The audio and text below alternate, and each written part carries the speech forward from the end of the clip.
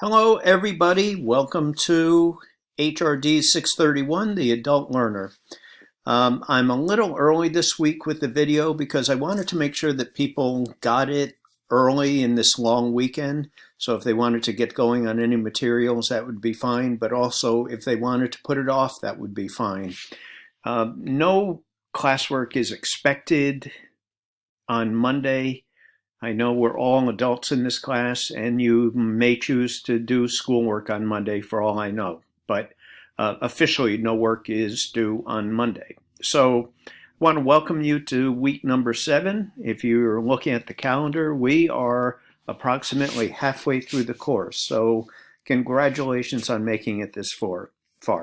So I will give you a quick overview of week number 7, and included in this materials, I have week number 8, an advanced organizer for week number 8. So I'll get right to it. So as you can see, I'm looking at our Brightspace page. We have the introductory video, which I am recording as we speak. But this week, we're shifting gears. You know, we're going from traditional learning theories to adult learning theories, and each one of them are based on Western perspectives. And this week, we're kind of shifting gears and going into a different realm of adult education and adult learning. Specifically, in Chapter 9, we look at embodied, spiritual, and narrative learning. Give you just one idea of narrative learning. For years, I've been in awe watching my wife, my daughter, friends of ours that are paramedics. They could be doctors, they could be nurse practitioners, they could be registered nurses. We have a lot of nurses connected with our family. And I've always been in awe how they sit around or they go on a hike, but they're talking about patients without getting into specific details and using names, but they're talking about their experience taking care of patients, doing certain procedures, doing certain things, and it's a very pure and basic form of learning.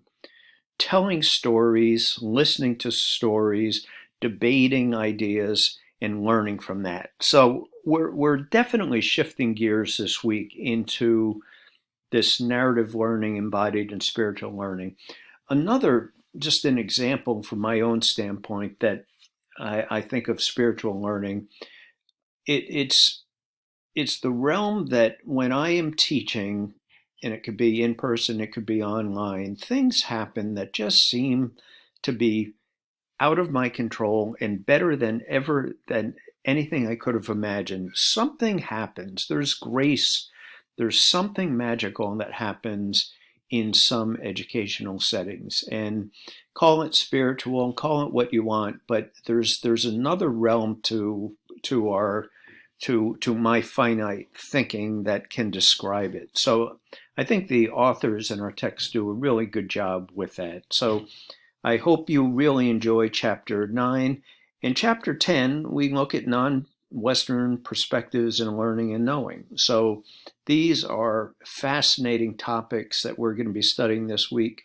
And then I come down here, and my point of view, the intent isn't any of these ways are better or worse. They're just different. Learning, at the root of learning, is a change of behavior and a change of a person. And this type of learning contributes to that. So I'll leave it at there. These are the two chapters I'd like to read. I'd like you to read Chapter 9 and Chapter 10.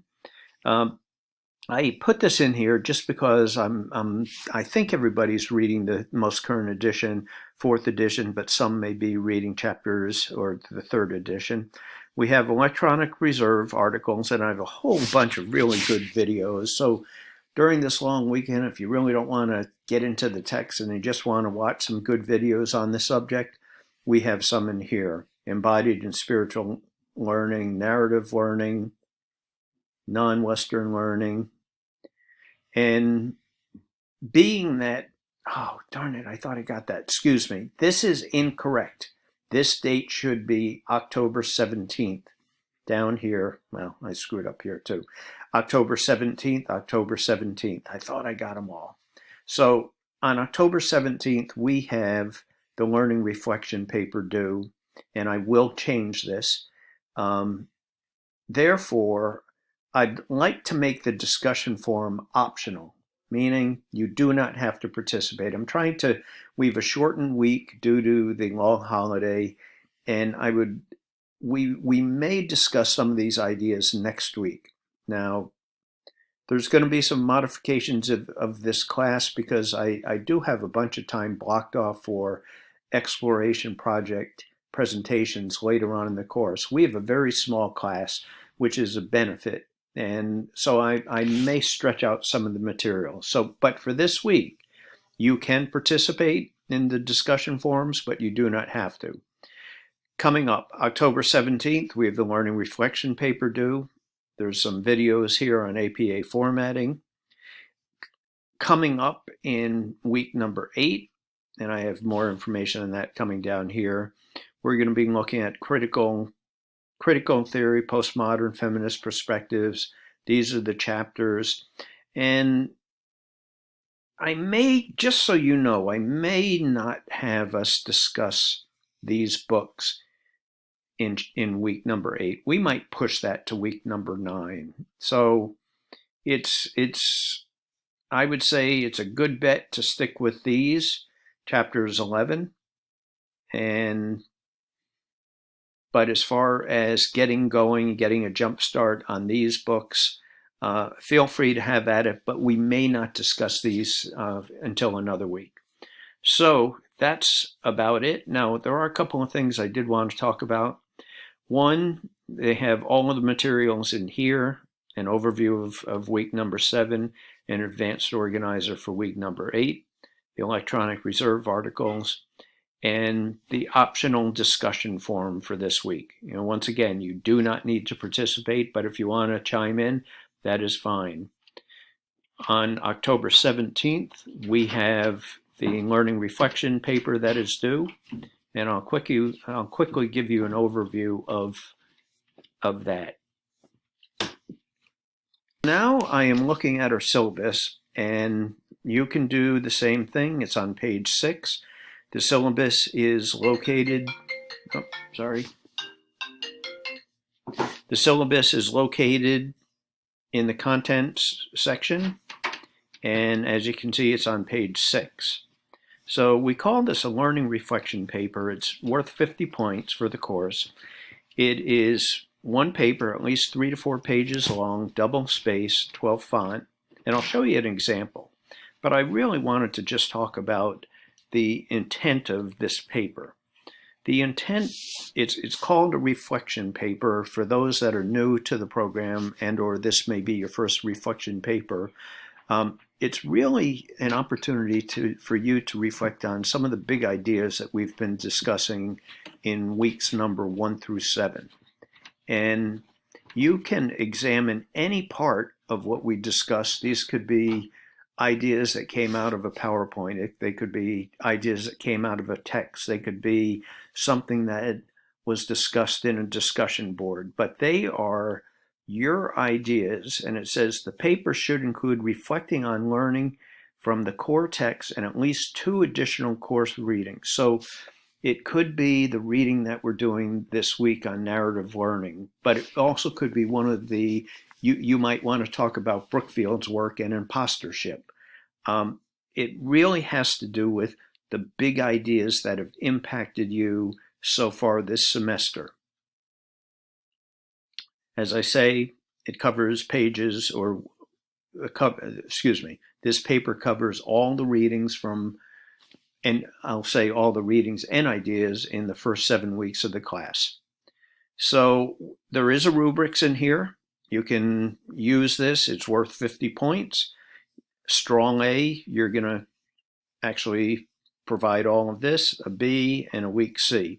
Now, I don't think I've ever had anybody do a weak C if they give it a good effort. So, but please take a look at the rubrics here.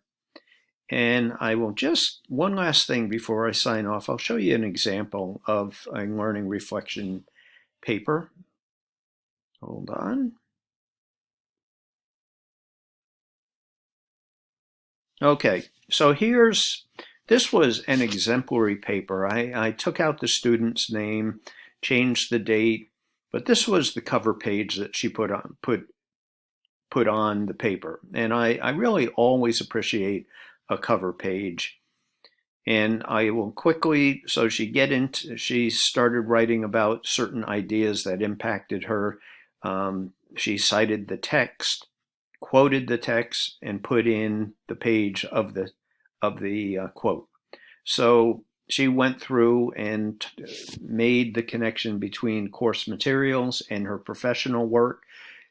She did that with 3, 4, maybe even 5 ideas that we'd studied throughout the course. So anytime you can connect it with your life, your work, professional life, your personal life, that is fine. But once again, this is about the big ideas that we've been studying in the course that have somehow impacted you.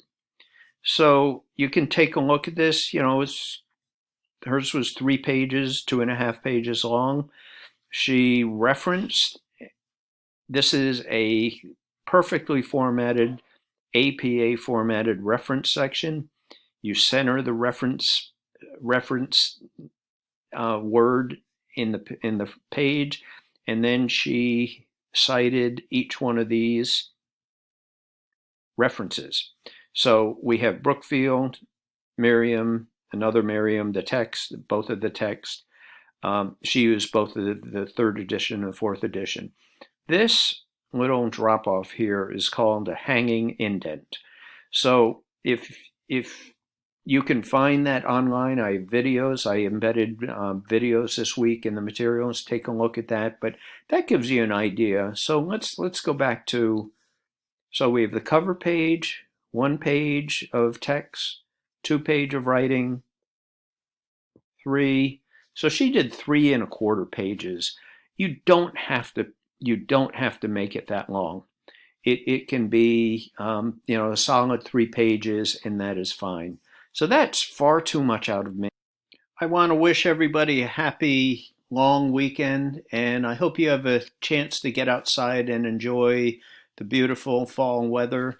We have 18 million acres of forest in Maine, and a large portion of that, the leaves are starting to change color. So if you do get outside, I hope you have an opportunity to take a look at all the trees and the splendid color that we have this time of year. So in the meantime, if you have any questions, please reach out to me. I'm here to help. I'm not going anywhere this weekend, so if you need any help throughout the weekend, that's fine. But if not, I'll see everybody online next Tuesday.